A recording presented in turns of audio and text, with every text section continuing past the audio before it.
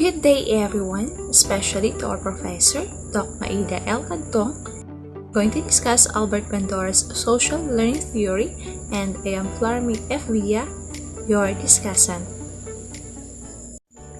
Albert Bandura was born on December 4, 1925. He is a Canadian-American, researched and taught at Stanford University, elected President of American Psychological Association in 1974. He is famous for research on social learning theories. According to him, most learning is gained by people's perception and thinking about what they experience. They learn by copying the examples of others around them. Social learning theory emphasizes on the importance of observing and modeling the behaviors, attitudes, and emotional reactions of others. Social learning theory focuses on the learning that occurs within the social context. The main idea of this theory is that we do what we see. Basically, behavior is learned from environment through observation. There are three core concepts of the social learning theory. We have, first, people can learn through observation. Second, internal mental state is essential in the learning process. Third, learning does not necessarily lead to change in behavior. Principles of social learning theory. We have, people can learn by observing the behavior of others and the outcomes of those behaviors. Next, learning can occur without a change in behavior. Then third, cognition plays a role in learning. We have here research experiments. Bobo the Clown. Boys and girls watch a video of a person performing violent acts on a blow-up clown named Bobo. Use of kicking, punching, and hammering were modeled. When children were then left alone with the same blow-up clown, they performed the same behaviors they had observed. We have three models under observational learning. 1.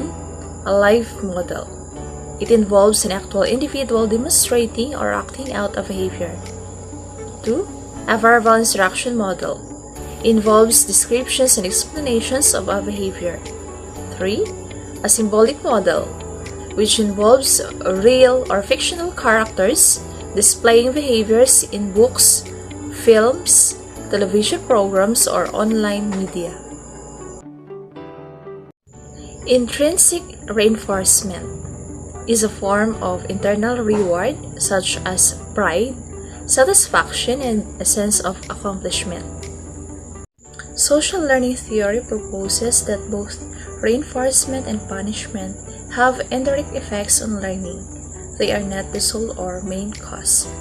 Reinforcement and punishment influence the extent to which an individual exhibits a behavior that has been learned.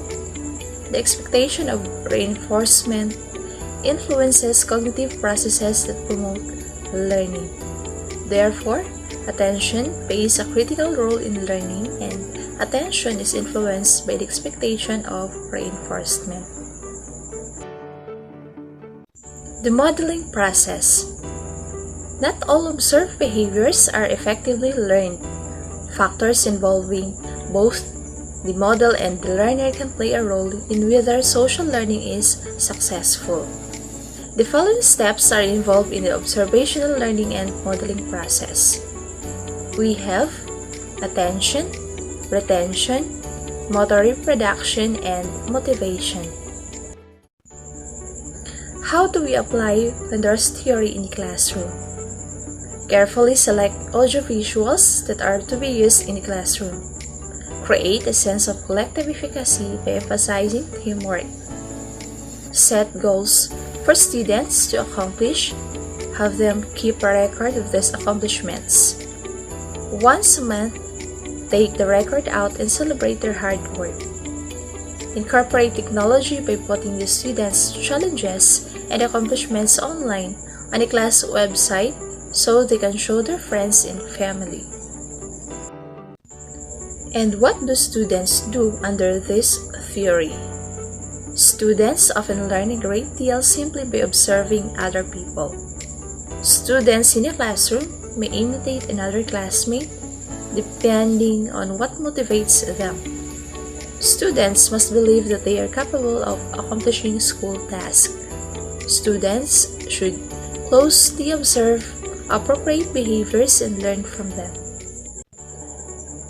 And what do teachers do under social learning theory? To promote effective modeling, a teacher must make sure the four essential conditions exist: attention, retention, motor reproduction, and motivation. Teachers must model appropriate behaviors and take care that they do not model inappropriate behaviors. Teachers may present themselves as good role models, teaching kids with good behavioristic characteristics through their reactions to class incidents. If a teacher is neat and tidy and always friendly, the children follow the teacher, lead and imitate the behavior. Teachers should help the students set realistic expectations for their academic accomplishments.